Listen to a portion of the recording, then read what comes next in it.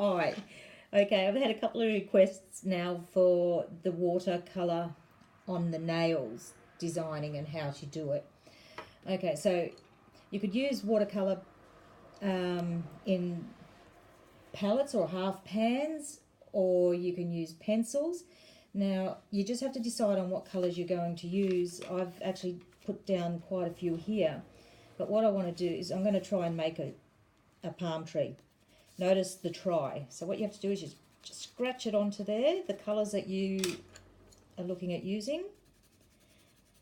And I've got a variety of Derwent, Faber-Castell, not polychromos, it's Albert Dürer.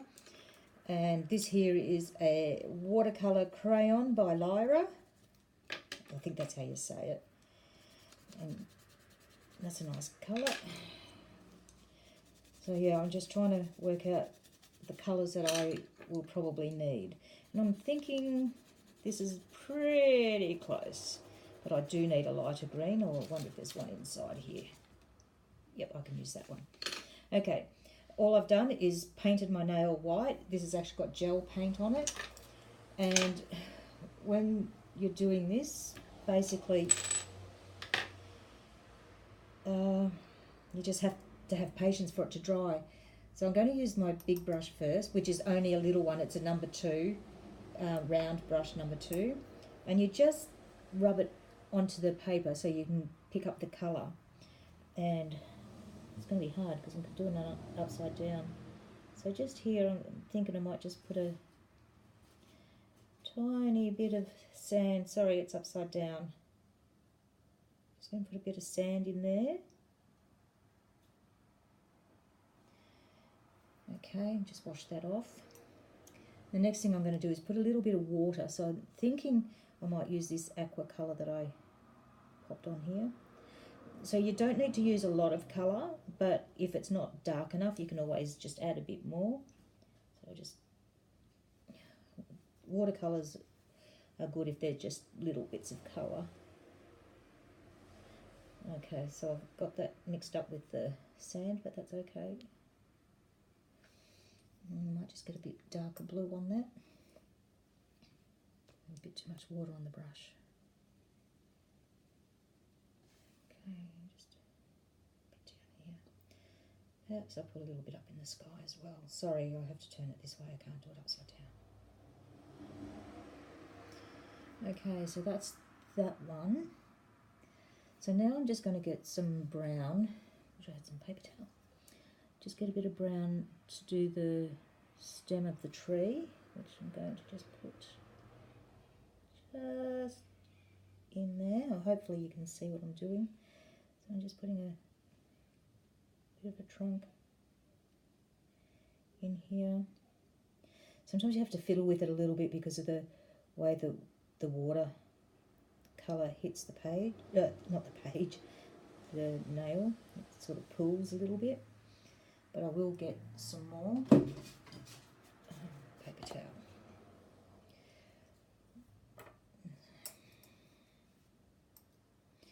Okay, just take a bit more water off that and just get I think if you have it less water, more colour, it tends to sort of sit a bit better on the nail. So far it doesn't look like a palm tree to me at all. That's okay. I'm going to start with the leaves. No, that's not the right green. I want the other green. Something that's just a little bit more green. This one here. I think this is one of the watercolour crayons actually. Okay, so you just need to make a few bits of the leaves here and there. Doesn't matter if it makes a bit of a mess, but bear in mind I haven't actually done this one yet before, so I'm actually putting a bit of the water onto the paper towel takes a little bit of that off. Okay, I do need to make that trunk a bit darker. And I guess if you didn't want to go ahead and lay down all of that watercolour, you can just go straight to the tip with a wet brush. That will also do it. That's a bit better actually. I'm really not a good drawer. Okay, so now I want a really dark green to help those leaves stand out, but I want it to dry a little bit further. I might put a bit more sand on while I'm standing here waiting for that to dry off a little. Just sand.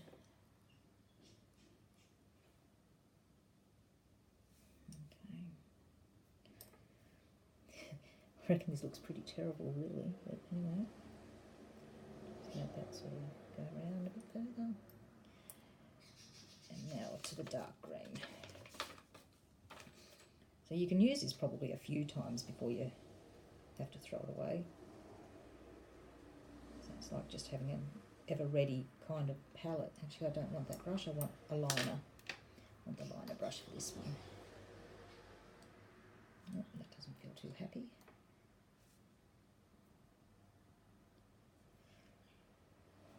Okay. So what I want to do is just put a few lines in the middle of those other green, those lime green type things here.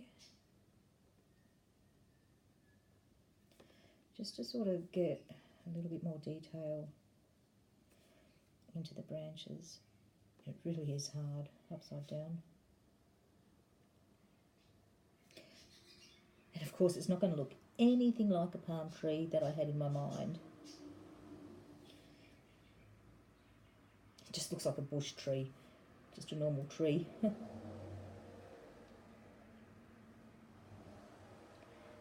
But anyway, now keep in mind though, it does look like a tree, but you know, it's not exactly what I wanted. Bear in mind that if you do not like it, just wipe it off with water. So once this is dried, then I would put a complete clear coat over the top to finish it off. But that's pretty much all there is to it. Actually, I might take this off. If you do flowers, most of the flowers that you can do are pretty basic. They all have different size leaves, whatever, different amount of leaves, but as a general rule the flowers are always non-symmetrical, and the one way I was taught to do them many years ago was, okay, you just put in, you do it like a Y, so you've got one branch there, one leaf there, petal, sorry, one petal here, and a bit more, you can put another petal in down here, so you've got your Y. Okay, and then you just add two more, like one there, and as you can see it just looks fairly basic. And then what you do is you get your liner. You can either use a darker colour of what you've used there or go black and just put in a couple of little things around your petals. My hands are shaking, aren't they? That's pretty good. Okay. And I'll come back to the black in a minute, because also you can put a centre colour in.